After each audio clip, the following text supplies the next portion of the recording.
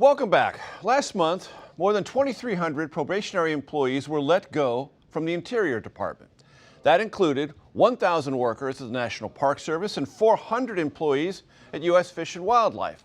One fired Fish and Wildlife employee, Bianca Sicich, is still showing up for work for free as a volunteer. Why?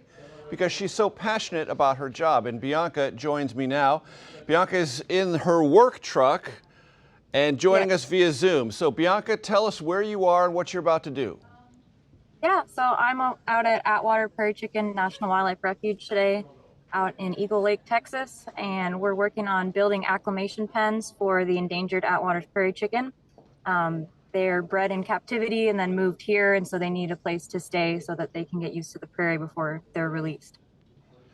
You're doing this as a volunteer, but you had a job as of mid-February. What happened to you? Yeah, so I was the refuge biologist out here. I was the only biologist on staff. And then on February 14th, I received a call from my supervisor that I was terminated. It was very, very sudden. So. And was there anything in terms of work evaluations or any signals at all before that date that you received suggesting your employment status was in any way jeopardized? No, I had a performance evaluation in October after a few months out here, and I got very good ratings. I got exceeds expectations, and my supervisor and my coworkers have, talked about how much they love working with me and as a team. So when I got that termination notice and it was, implying that there was a performance issue, I immediately knew that that was not true. And I understand that for your work, you need to be there every day. This is not a job you were doing remotely. No, this is a job where you are outside in the field. I mean, almost every day. So.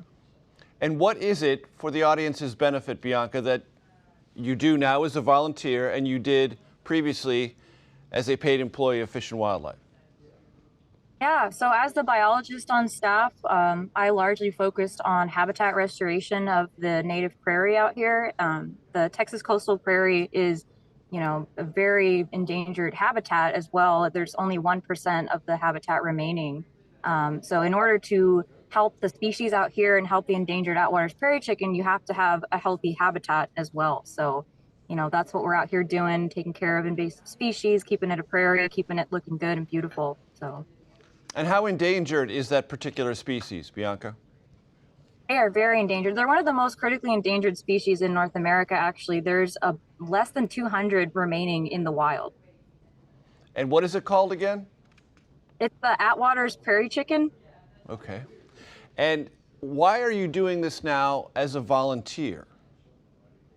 I'm doing this because it has to be done. We have a really small staff of only 6 full-time employees to manage over 10,000 acres of land, and losing one person on the staff doesn't sound like a lot, but it is a lot. And I was, spearheading projects that were just starting to take off, like building the acclimation pens, the invasive species program.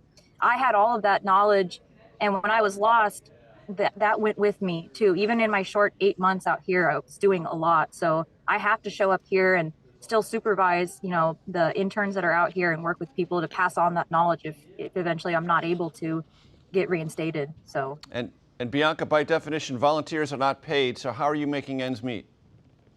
Well, I've applied for unemployment. I'm still waiting to hear back on that. The process for that is pretty slow. Until then, I'm just going to be relying on my savings. Yeah, that's it.